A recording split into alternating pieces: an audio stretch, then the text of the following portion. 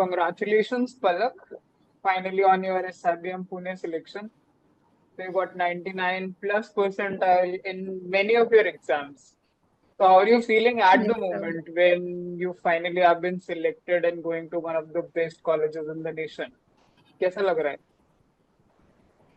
Sir अच्छा लग रहा है, काफ़ी अच्छा लग रहा है। मतलब मैं तो अपनी सारी प्रिपरेशन वगैरह का, सब कुछ का क्रेडिट आपको ही देती हूँ, क्योंकि the way you have helped me, guided me, it has always enhanced my way of preparing.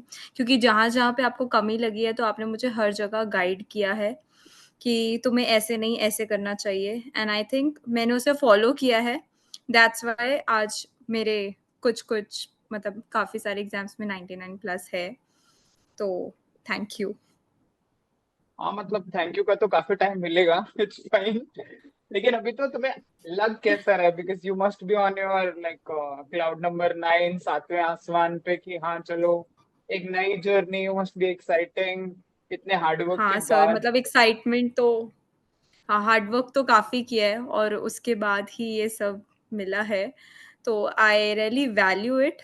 सबसे पहले तो इसकी कदर बहुत है, और सेकेंडली अभी कैसा लग रहा है बहुत अच्छा लग रहा है, to be And your very honest, to be parents very precise. also must be proud of you.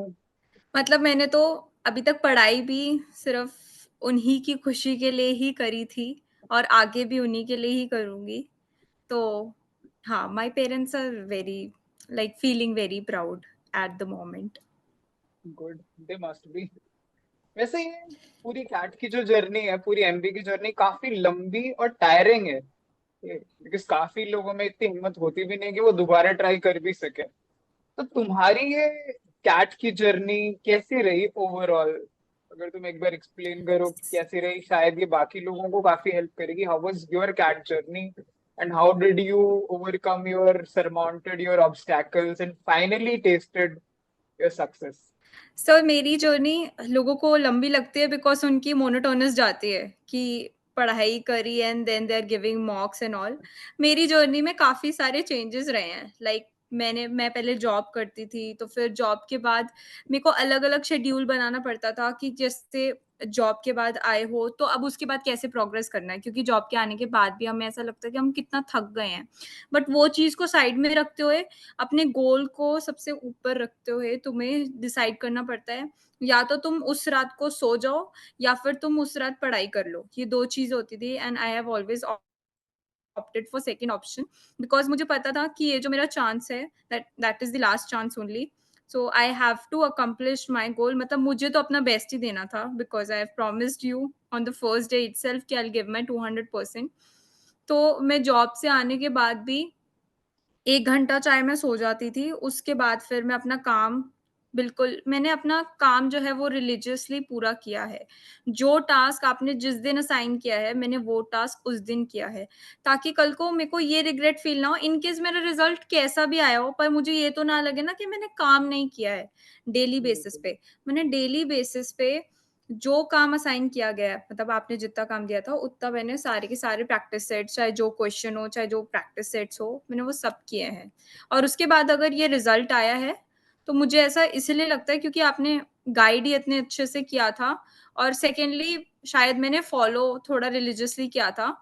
तो मैं तो यही बोलना चाहूँगी कि अगर तुम्हें कोई गाइडेंस दे रहा है, तो तुम्हें उसे सीरियसली लेना चाहिए, क्योंकि वो चीज़ जो होती है जब बाद में पता चलता है ना, तब हमें ऐसा लगता है कि थैंक गॉड कि हमने उस टाइम पढ़ाई करी थी, तभी अभी ये देखने को मिल रहा है। तो नहीं, आई ओवरऑल तो मुझे यही कंप्लीटली लगता है। एग्री. क्योंकि मुझे याद है कि जब तुम फर्स्ट टाइम आई थी ज्वाइनिंग के टाइम पे विद योर फादर, तो तुमने कहा था कि सर मैं अपना 100% दूंगी. और मैंने कहा था अभी देखते हैं. Because actually I don't hmm. Go by words, I go by actions. तो मुझे था कि शायद अभी हुँ, नया हुँ। नया जोश है, तो शायद एक आध हुँ, महीना हुँ। पढ़ाई करेगी, उसके बाद तो फिर वैसी नॉर्मल हो जाएगी. But yes, I hmm. accept कि you have throughout been very sincere and very focused. Because मुझे शायद कभी मौका नहीं मिला तुम्हें कुछ भी बोलने का, डांटने का, सुनाने का. इनफैक्ट मैं बताता हूँ कि तुम्हारी जो जो डेली का रूटीन था वो काफी इंस्पायरिंग था. In fact for me and for other students also. मुझे याद है लाइक तुम्हारा दिन 5 बजे शुरू होता था. 5 o'clock clock around you woke up.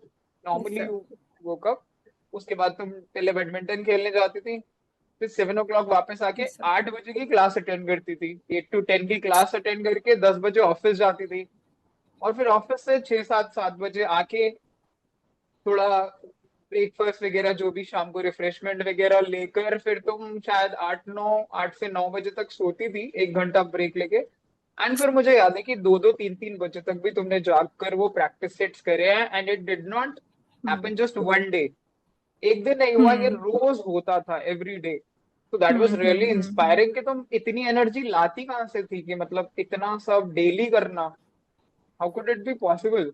Sir वैसे तो नॉर्मली लोग कहते हैं कि खाने से एनर्जी आती है, मुझे ऐसा लगता है कि मैं कम खाती हूँ इसलिए ऐसा होता है, क्योंकि हाँ, मेरा ज्यादा एनर्जी खाने से तो लेवल। नींद आती है बल्कि। हाँ, मुझे ऐसा लगता था कि अभी भी बिकॉज़ आने के बाद अगर मुझे मतलब ऐसा लगता था कि अगर हम आएँगे और आने के बाद मैं एक अच्छा-सा रिफ्रेशिंग बाथ ले लेती थी। उसके बाद I was again energetic because मुझे वही था 2 चीज़ों के बीच में चॉइस करना था, या तो मैं आके सो जाऊँ या तो फिर मैं अपना काम कंप्लीट कर लूँ। तो मुझे एग्जैक्टली। बार-बार वही प्रॉमिस याद आता था कि मैंने फर्स्ट डे क्या प्रॉमिस किया था सर से, या आई इसलिए। एब्सोल्युटली एग्री कि तुम 100% अपना कमिटमेंट जो है वो तुमने रखा है, and that's why you got one of the best colleges also, because hard work even never कई बार गोज ऐसा भी अनवेस्ट। होता। जी। सर कई बार ऐसा भी होता था कि बारिश आ जाती थी, ऑफ़िस से वापस आते हुए फिर लेट हो जाता था। फिर मुझे अगेन रीशेड्यूल करना पड़ता था कि मैं कैसे अपना काम कंप्लीट करूँगी।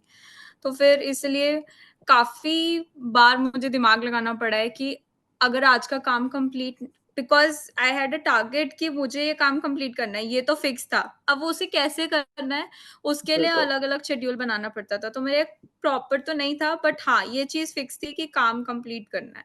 बिकॉज ना ये भी मैनेजमेंट की ही अलग अलग आप स्ट्रैटेजी सीखते हो, because at times you will find in corporate world कि आपने जो शेड्यूलिंग करी है वो वर्क नहीं कर रही है। Sometimes you have to be dynamic, आपको उस मोमेंट पे चीजों को चेंज करना पड़ता है, चाहे वो एक्चुअल कैट का एग्जाम हो या फिर रियल लाइफ कॉर्पोरेट वर्ल्ड हो। So you are honestly good at that, I agree. फिर भी एक बार मैं सब्जेक्ट वाइज जाता हूँ, लाइक हमारे 3 मेजर सेक्शंस होते हैं, अगर कोई कैट एस्पायरेंट चाहे कि वो कैसे प्रिपेयर करेगा, तो सेक्शन बाय सेक्शन अगर मैं जाऊँ सपोज, तो verbal is one of the first sections, लेकिन वो काफी ड्रेडेड सेक्शन भी है। मतलब लोगों को बहुत डर लगता है वर्बल को पढ़ने से, ऐसा लगता है कि इसमें नंबर आ जाएंगे, बट इट्स नॉट इजी। तो how would you hmm. Advice, और तुमने खुद कैसे वर्बल की तैयारी की? सर मेरे को एक्चुअली पहले पता नहीं था कि कैसे जाना है, वर्बल को कैसे पढ़ना है। तो जैसे ही मैं सेल्फ फेस जॉइन किया तो आपने जो बताया था जैसे कि एऑन के एसेस पढ़ने हैं या फिर डिफरेंट डिफरेंट बुक्स पढ़नी है, तो मैंने वो सारी मतलब धीरे-धीरे पहले रीडिंग की हैबिट डाली कि बुक्स भी पढ़नी है और काफ़ी ज़्यादा एक्चुअली पहले स्टार्ट किया था नॉवेल से, कि नॉवेल्स जो होते हैं न्यूज़पेपर वो थोड़ी आर्टिकल्स इंटरेस्टिंग वगैरह होती भी है। पढ़ते थे? हाँ। फिर उसके बाद हमें बोला गया कि न्यूज़पेपर आर्टिकल्स पढ़ने हैं, तो फिर न्यूज़पेपर पढ़ा, लेकिन अब इतना टाइम नहीं था कि मैं आर्टिकल्स, न्यूज़पेपर, नॉवेल्स सब कुछ घर आके पढूँ।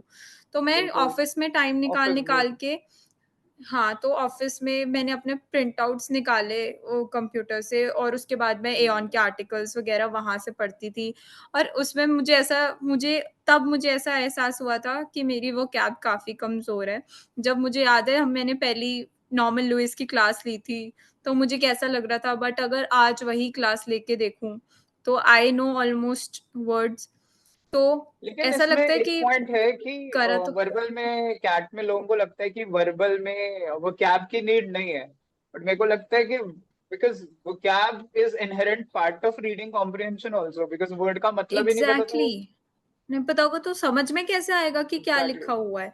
तो राइट। मुझे काफ़ी ज़्यादा चेंज लगा था जब मैंने फर्स्ट पैसेज पढ़ा था और फिर उसके बाद जब मैंने रेगुलर रीडिंग करी थी, वो न्यूज़पेपर आर्टिकल जो मुझे अच्छे से याद है, वो टैगलाइन होती थी, the Hindu low, the Hindu के आर्टिकल्स रीड करो, उनके एनालिसिस करो और उसका ऑथर का व्यू पॉइंट समझो और उसके बाद अपना व्यू पॉइंट देखो। इट्स नॉट लाइक कि तुम्हें जो ऑथर ने लिखा है वही तुम्हारा व्यू पॉइंट होना चाहिए, तुम्हें अपना अलग व्यू पॉइंट बनाना चाहिए।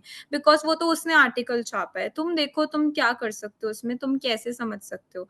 तो उसके लिए आई गेस वो कैप काफ़ी इम्पोर्टेंट पार्ट प्ले करता है, काफ़ी इम्पोर्टेंट रोल प्ले करता है।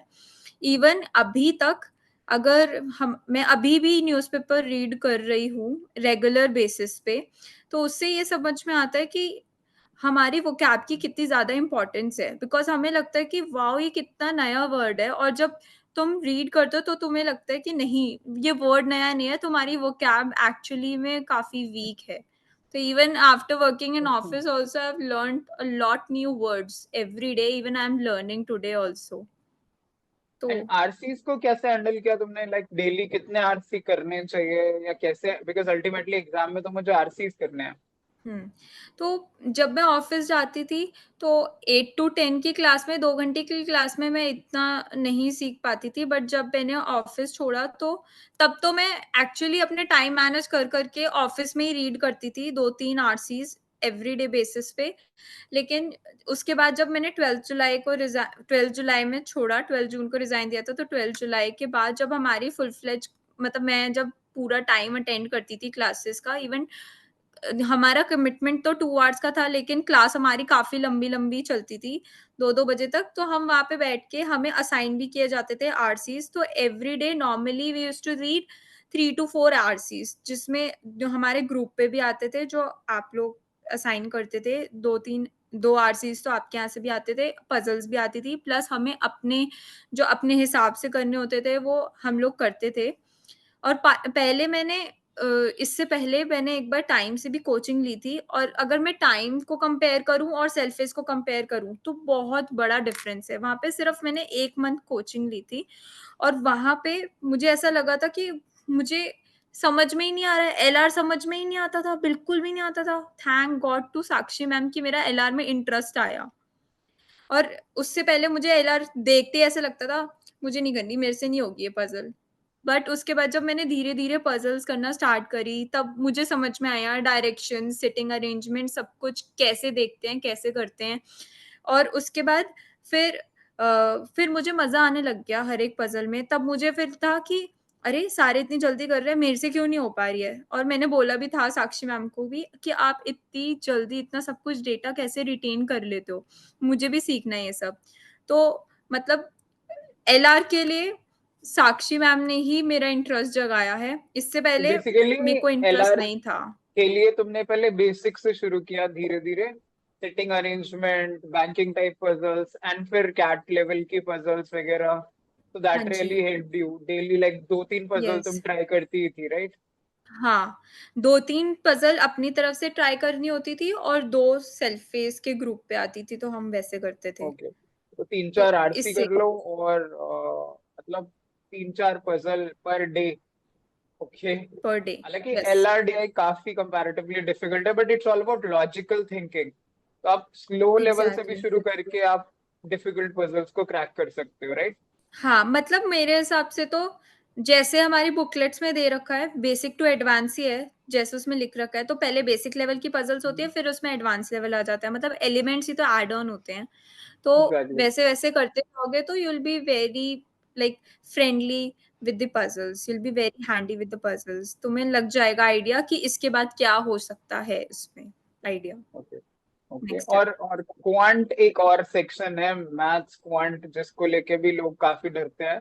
एक तो उसका सिलेबस इतना वास्ट है, ऊपर से हाँ। लाइक इस ईयर का कैट देखो, नॉर्मली तो क्वांट का कई बार काफी टफ आ जाता है। और इतना सारा सिलेबस, हुँ। इतने सारे प्रैक्टिस सेट्स, तो वो कैसे प्रिपेयर किया तुमने? सर, क्वांट में मेरे को पहले से ही काफ़ी इंटरेस्ट था। क्वांट हम्म। मेरा जो सेक्शन था वो मुझे काफ़ी पसंद था, तो मैं चाहती थी कि मैं अच्छा स्कोर करूँ, चाहे वो कैट हो, चाहे वो कोई और भी एग्ज़ाम हो। बट उसके लिए प्रैक्टिस की बात करूँ, तो जैसे आप प्रैक्टिस सेट्स बोलते हो, उन्हें कंप्लीट करना चाहिए मेरे हिसाब से। जो सारे बेसिक प्रैक्टिस सेट्स हैं, अगर तुम्हारा कॉन्सेप्ट क्लियर है, तो उसके ऊपर को कितना भी डिफ़िकल्टी लेवल आ जाए, वो एग्जैक्टली। तुम हैंडल कर सकते हो। और मेरा जो था, मुझे तो मज़ा आता था।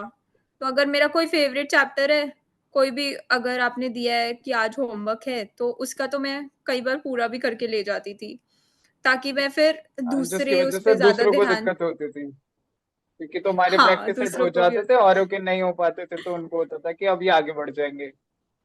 हाँ, कि सर इतना सारा ओके। होमवर्क दे रखे हैं, ये करके ले आती है, पता नहीं इसके पास टाइम कहाँ से आता है, मुझे याद है। एग्जैक्टली। तो यही होता था कि बस यही करना है वैसे तो बेसिकली कि सारे प्रैक्टिस सेट्स जो हैं वो मन लगा के करो। अगर कोई डाउट है तो ऑब्वियसली आप तो बैठे ही हो सारे डाउट्स लेने के लिए। तो मेरे तो एक-एक डाउट और आई थिंक सब बच्चों के एक-एक डाउट सॉल्व होते थे क्लास में और उसके बाद आप हमें अपॉर्च्युनिटी भी देते हो कि आओ तुम आओ बोर्ड पे समझाओ। तो मुझे तो वैसे भी थोड़ा पढ़ाने में इंटरेस्ट भी था। तो उससे मुझे ऐसा लगता है कि ये क्वांट का थोड़ा कॉन्सेप्ट भी क्लैरिटी होता है। मुझे याद है जो टीएसडी का क्वेश्चन हमने दिया था अपनी क्लास में करने के लिए ग्रुप पे आया था पहले वो, तो किसी और बुकलेट का था। तो वो आके मैंने बोर्ड पे सॉल्व किया था। तब का कॉन्फिडेंस और आज का कॉन्फिडेंस तो बहुत फ़र्क है उसमें। तो ऐसा लगता है कि अगर तुम्हें पढ़ाने का मौका मिलता है तो तुम्हारी खुद की कॉन्सेप्ट क्लैरिटी बहुत होती है। एंड आई गेस वो जो डेली क्विज़ेज़ थी, मेरी पहली क्विज़ मुझे याद है जब मैंने दी थी वहाँ पे बैठ के लास्ट बेंच पे बैठ के दी थी।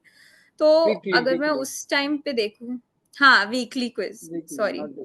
तो हाँ, तो वो मैंने दी थी, तो वो उसमें मुझे ऐसा लगता था कि यार मुझे तो लगता है कि मेरी इतनी अच्छी क्वांट है, लेकिन इसमें तो मुझे क्वेश्चंस आ ही नहीं रहे हैं। फिर उसके बाद ग्रेजुअली हमने प्रैक्टिस करी और फिर उसके बाद देखा कि अच्छा इसको ऐसे कर सकते हैं, इसको वैसे कर सकते हैं। तो फिर कई बार तो अच्छा मेरे साथ तो ये भी हुआ था कि मुझे डॉगी ने भी काट लिया था हाथ पे, तो फिर क्वांट को ओरली करना पड़ा था 1 वीक तक तो। मुझे याद है एपीजीपी का आई चैप्टर चल रिमेम्बर रहा था तब। सीक्वेंस एंड सीरीज हाँ, के टाइम पे सीरीज़ यू वर कि हाँ, अब मैं उस टाइम कैसे पे। प्रैक्टिस सेट्स करूंगी, मेरे हाथ पे तो पट्टी बंधी हुई है। हाँ, हाँ, मतलब आई मैं तो डॉक्टर रिमेम्बर। के पास भी जाके यही रो रही थी कि लेकिन मैं होमवर्क इनफैक्ट कैसे उसने भी करूँ? हेल्प किया बिकॉज बिना पेन पेपर के you were doing it mentally, तो वो और मेंटली कॉन्सेप्ट एग्ज़ैक्टली। क्लैरिटी हो रही थी and that helped you in building your speed also I guess.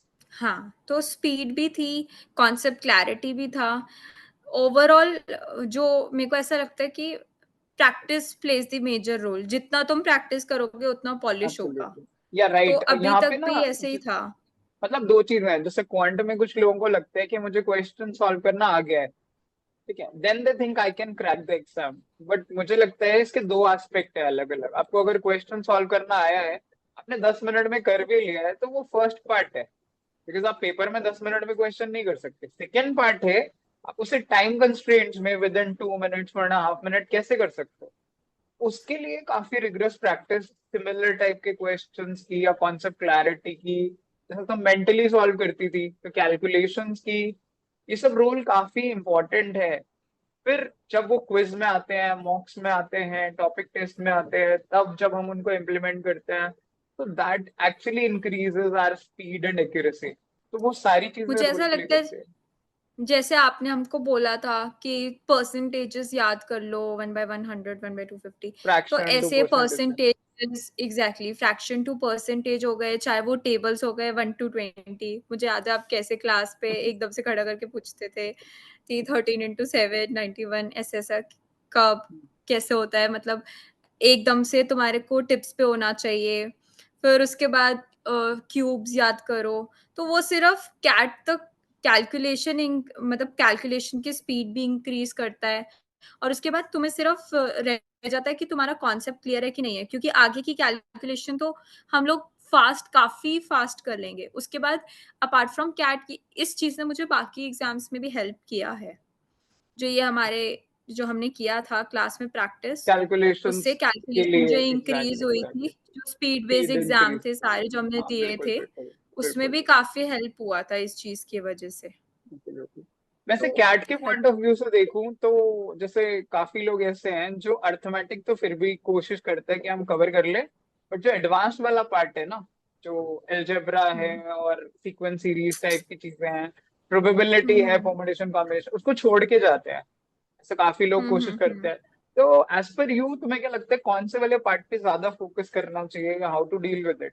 मुझे ऐसा लगता है कि दोनों को ही बैलेंस करना चाहिए। इट्स नॉट जस्ट कि सारा फ़ोकस अरिथमेटिक पे कर दो क्योंकि आजकल क्या हो रहा है कि पेपर का डिफ़िकल्टी लेवल इंक्रीज़ करने के लिए वो लोग बिल्कुल, अलजेब्रा इंक्रीज़ कर देते हैं बिकॉज़ उनको बच्चों जैसा का वीक जैसा इस पॉइंट बार पता के है। जाट में हुआ। एग्जैक्टली एग्ज़ैक्टली इस बार के भी अलजेब्रा ही इंक्रीज़ कर दिया था ज्यादा आ उन्होंने गया था। और हाँ, ज़ैट में भी यही किया था। हम्म। अलजेब्रा इंक्रीज़ कर दिया राइट था, राइट राइट। अरिथमेटिक कम कर दिया था। तो क्योंकि उनको पता है कि अगर हमें पेपर डिफिकल्ट बनाना है, क्योंकि बच्चे जो हैं वो ज़्यादातर अरिथमेटिक पे फोकस करते हैं और ये अलजेब्रा वाला पार्ट जो होता है उसे छोड़ के चले जाते हैं, तो फिर वो यही करते हैं कि मेरे को ऐसा लगता है कि दोनों की कॉन्सेप्ट क्लैरिटी तो होनी चाहिए, वेदर इट इज अरिथमेटिक और वेदर इट्स अलजेब्रा, क्योंकि दोनों बिल्कुल। ही काफी ऐसा ज्यादा नहीं कर सकते इम्पोर्टेंट कि सिर्फ रोल अर्थमेटिक प्ले कर करते जाऊं। हैं। ऐसा नहीं कर सकते कि सिर्फ अर्थमेटिक कर जाऊं और एडवांस पार्ट अलजेब्रा और इन सबको छोड़ के चले जाओ, राइट? वो बिल्कुल क्योंकि इस उसी बार, तरीके से होगा कि अगर तुम क्वांट करके जा रहे हो और वर्बल छोड़ के जा रहे हो, बिल्कुल हाँ सेम वैसे ही बिल्कुल, होगा, क्योंकि विच इज किसी रॉन्ग। का भी पता नहीं चलता है, क्या पता कोई एक सेक्शन आसान आ जाए, कोई एक डिफिकल्ट आ जाए। तो ओवरऑल होलिस्टिक आपको ढंग से तैयारी करनी चाहिए सारे टॉपिक्स को लेकर। ऐसे बेसिक्स तो एटलीस्ट सबके कवर करो, बिकॉज क्या पता किस टफ चैप्टर से इजी क्वेश्चन आ जाता है, इजी बहुत चैप्टर इजी से टफ क्वेश्चन आ क्वेश्चन जाता आ है, जाता है। हाँ, टफ क्वेश्चन आ बिल्कुल। जाता है। वो भी यही करते हैं कि अरिथमेटिक में ये होता है कि लेवल बढ़ा देते हैं, क्योंकि इजी इजी नहीं देते हैं, और अलजेब्रा का कई बार बहुत इजी क्वेश्चन दे देते हैं, Right. और वो लेकिन इसके अरिथमेटिक में बाद इसलिए देते भी हैं ताकि बच्चा फंसा रह जाए उसके अंदर। बिल्कुल वो टाइम ट्रैप होता है उस क्वेश्चन में, कि आप टाइम वेस्ट तो हो ही रहा है आपका काफी। बट इतने हार्ड वर्क के बाद, इतनी मेहनत के बाद भी जब फाइनली कैट आता है, तो भी काफी केसेस में because of pressure, because of an number of things, because of wrong puzzle, हम काफी बार चूक कर जाते हैं कि इतनी मेहनत हमारी की उसके बाद भी वो स्कोर नहीं आ पाता जो आप सच में डिजर्व करते हो। ठीक है, तो उसके एग्जैक्टली। बाद काफी लोग गिव अप कर देते हैं कि यार अब मेरा कैट खत्म हो गया, अब मेरी तो जिंदगी खत्म हो गई है, आगे करियर बनेगा ही नहीं। तो इसको कैसे हैंडल करना चाहिए, या हाउ डिड यू हैंडल, अगर जब भी तुम्हें प्रॉब्लम्स आई थी तो? सर, मैंने तो सब कुछ दे दिया था अपना, अपना मतलब जॉब के बाद आने का। बच्चे कहते हैं रेस्ट करे, मैंने कहा कि नहीं, पढ़ाई करनी है। उसके बाद अगर डॉगी ने हाथ पे काट लिया तो मेंटली करना है। मैंने कभी हार नहीं मानी और कभी ये नहीं बोला कि मैं आज वाला काम जो है वो कल करूंगी। प्रोक्रास्टिनेशन तो मैंने बिल्कुल हटा दिया था। उसके बाद भी ड्यू टू प्रेशर मेरे को समझ में नहीं आ रहा था मैं कौन सा क्वेश्चन कब करूं, और एक पजल, मेरी एलआर की एक पजल जो अटकी थी उसकी वजह से मेरा पूरा कैट खराब हो गया। मतलब तो जिस दिन कैट ऑब्वियसली, का रिजल्ट आया था, बहुत बहुत रोना आया था, बहुत, मतलब कि इतने दिनों की मेहनत और ऐसे चली गई पानी में। because you could लेकिन not फिर get उसके that बाद percentile which you deserved actually. Yeah. Exactly उसके तो फिर बाद उसके लेकिन, बाद बिकॉज मेरे को याद है कि काफी लोग हैं, मतलब इस बार का कैट काफी टफ आया था, तो काफी लोगों का कैट ऊपर नीचे हुआ है। ठीक है, पर्सनली मुझे लगता है ये ईक्यू वर्सेस आईक्यू की जर्नी है।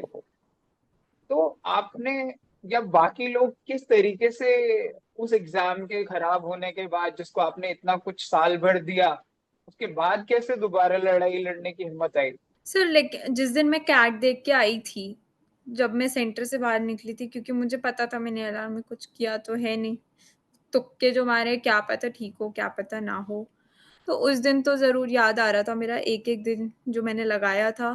लेकिन फिर मुझे जिस दिन रिजल्ट था कैट का, उस दिन जब रिजल्ट खराब आया, तो उस दिन तो बहुत ज़्यादा रोना आया था और मैं रोई भी थी, because I wanted to cry कि क्या किया है मैंने।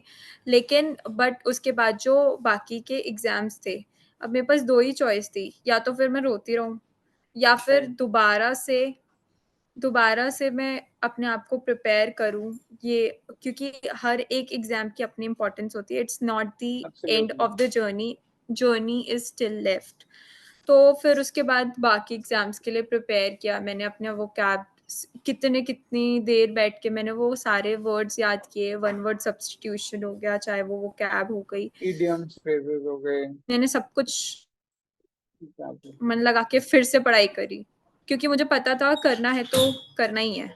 तो फिर उसके बाद धीरे-धीरे प्रिपेयर किया हर एक एग्ज़ाम के लिए और अपीयर हुई, और उसमें भी ये था कि कुछ-कुछ एग्ज़ाम्स जो थे वो खराब हो गए थे। जितना मतलब मैंने सोचा था वो नहीं आया score, 99 plus, but because I it's know you deserved in most of the exams.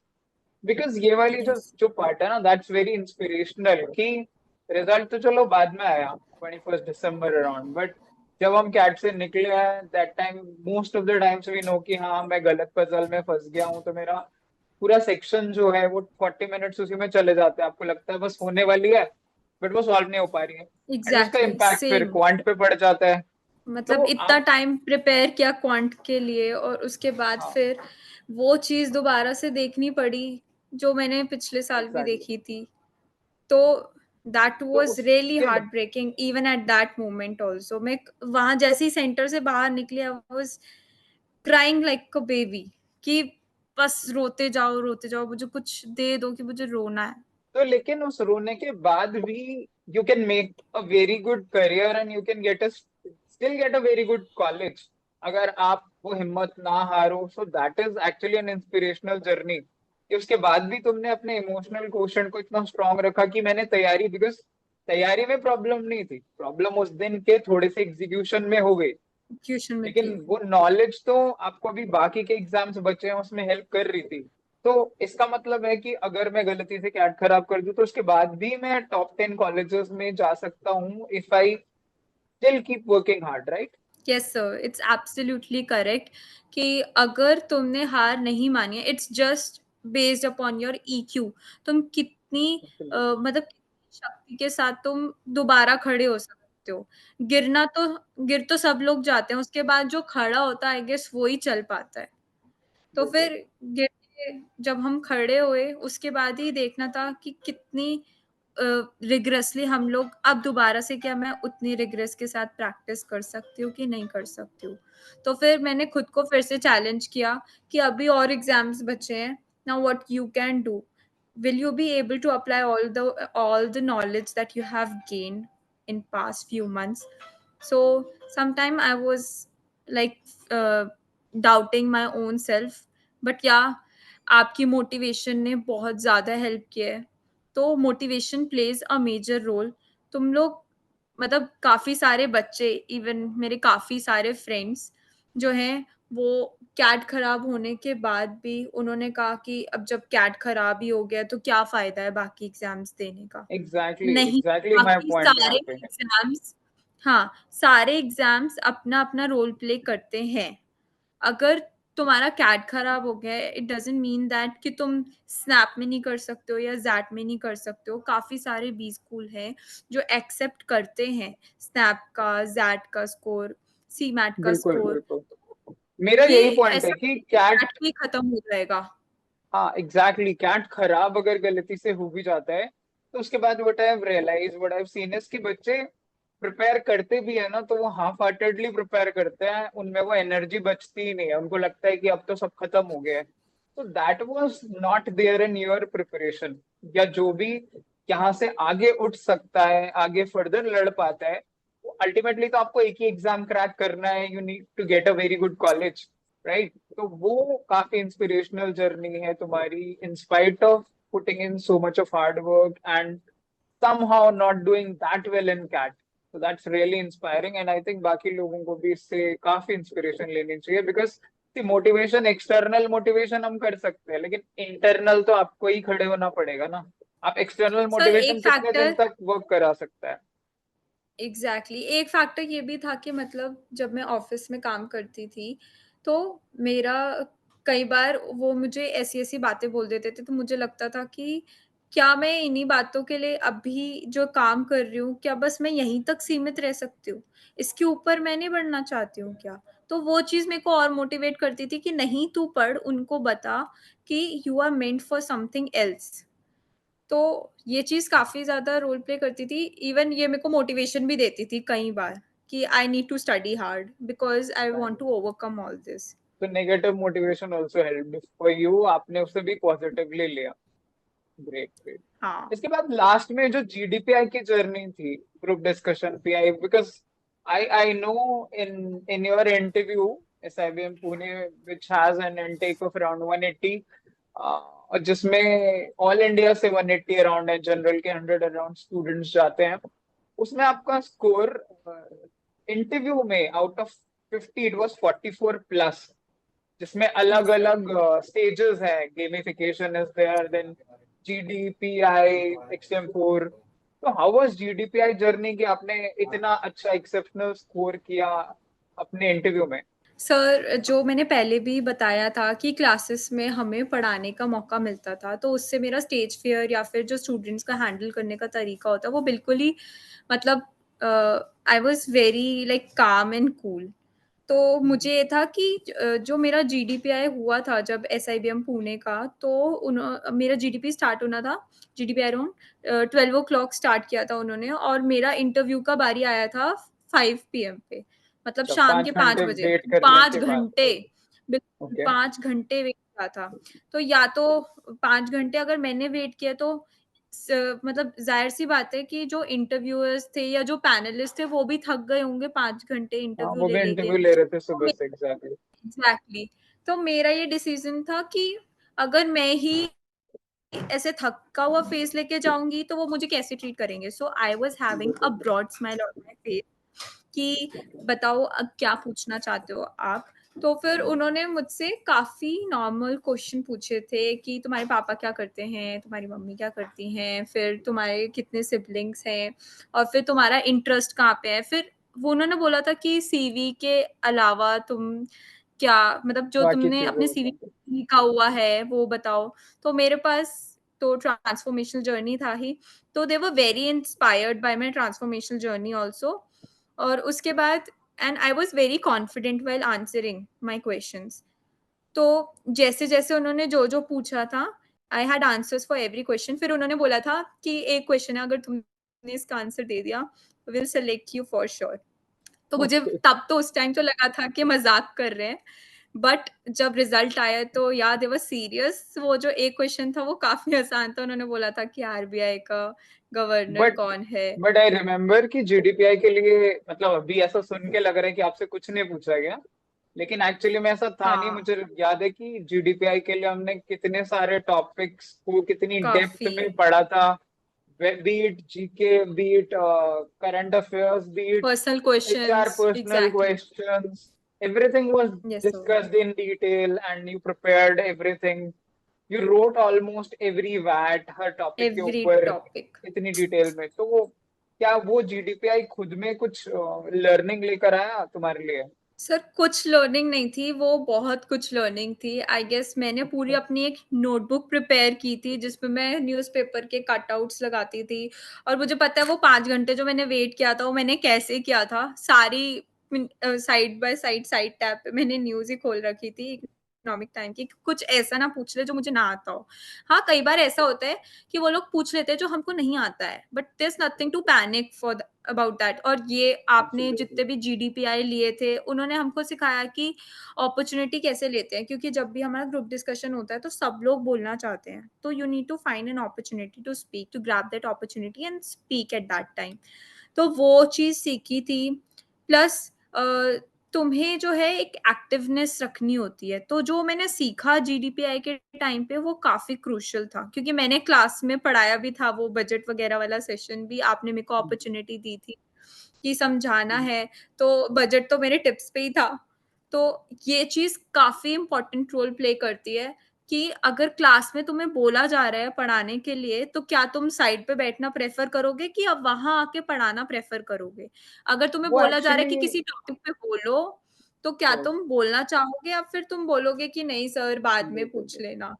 Because वो इसलिए था कि ताकि हर कोई अपने पॉइंट ऑफ व्यू शेयर कर सके, उस टॉपिक के ऊपर ओपिनियन बना एग्ज़ैक्टली। सके, so that they can handle interview questions well. एक और मेरा क्वेश्चन है इम्पोर्टेंट, राइट? जो नॉर्मली है सेल्फेस के बारे में, कि एक्चुअली में मतलब सेल्फेस का क्या रोल रहा तुम्हारी इस जर्नी में, सक्सेस में? How how much, I mean how would you explain that particular part? Sir selfish का रोल काफ़ी ज़्यादा इम्पोर्टेंट था। Selfish as the name suggest कि वो सेल्फ एज़ ही करने के लिए है। मुझे ऐसा लगता है कि मैंने यूट्यूब पे कितना टाइम देखा है, अनअकैडमी के भी लेक्चर्स देखे हैं, टाइम से भी 1 महीना कोचिंग लिया है, बट मुझे नहीं लगता कि सेल्फिश से ज़्यादा इकोनॉमिकल तुम्हें फ़ीस स्ट्रक्चर वाइज़ भी अगर मैं बात करूँ, तो मुझे नहीं लगता कि इससे ज़्यादा मतलब अच्छे फैकल्टी इतने प्राइस पे मिलेगी। तो और उसके बाद आपका मोटिवेट करना, सारे मॉक टेस्ट इंक्लूड करूँ, मटेरियल इंक्लूड करूँ, और जो स्टाइल ऑफ टीचिंग है, मुझे काफ़ी पसंद है। It's my own personal view point कि मुझे वो काफ़ी पसंद है।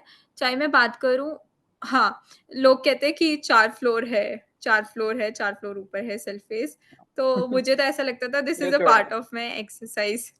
तो मुझे तो मज़ा आता था कि अब तो 4 फ्लोर चढ़ेंगे फटाफट, तो at least will be fit. तो ये मेरा पॉइंट ऑफ व्यू है, वेरी पर्सनल, वेरी पर्सनल। और उसके बाद फिर सेल्फेस में जो एनवायरनमेंट है, मुझे काफ़ी अच्छा लगा क्योंकि मुझे ऐसे एनवायरनमेंट में पढ़ना बहुत पसंद है। जब मैं पहले जो था कोचिंग के बाद जब मैं खुद से पढ़ रही थी, जैसे टाइम्स की कोचिंग ली थी मैंने 1 महीना, फिर उसके बाद मैं खुद ही पढ़ाई कर रही थी, तो वो एनवायरनमेंट नहीं मिल पाता था, राइट राइट। जो यहाँ पे मिला है। और उसके बाद कि मेरे सारे डाउट्स, इवन सबके सारे डाउट्स सॉल्व होते थे डेली बेसिस पे, जब जैसे-जैसे टाइम मिलता था। हमने क्लास में बैठ-बैठ के मॉक्स दिए हैं सारे के सारे। तो आई गेस अगर मैंने अपना 100% दिया है, तो सेल्फिश से भी मुझे 100% मिला है। चाहे वो प्रैक्टिस सेट्स हो, चाहे वो एक्स्ट्रा क्वेश्चन्स हो, प्रीवियस ईयर पेपर्स हो, हमने सब कुछ किया है क्लास में, सब कुछ। 2-2 बजे तक बैठ के स्टिल हमने सब रिमेम्बर कुछ किया है। एग्जैक्टली कि 8 बजे से क्लासेस लगा के फिर वहां पे 2-2 3-3 घंटे एक्स्ट्रा आप 2-2 बजे तक बैठ के पढ़ाई करते थे सारे लोग। फिर काफी मॉक्स भी दिए हैं, काफी घर पे दिए हैं टॉपिक टेस्ट वगैरह। बिकॉज मुझे लगता है कि मतलब एक कोचिंग इंस्टीट्यूट आपको मेजरली 3 चीजें प्रोवाइड करता है। एक तो आपको ऑब्वियसली डायरेक्शन या नॉलेज देता है। दूसरा आपने जो बोला एनवायरनमेंट, वो एनवायरनमेंट जो हुँ, कॉम्पिटिटिव देना चाहिए जिसमें एक दूसरे को लोग मोटिवेट करके सीख सके। बिकॉज माहौल एक काफी इंपॉर्टेंट रोल प्ले करता है।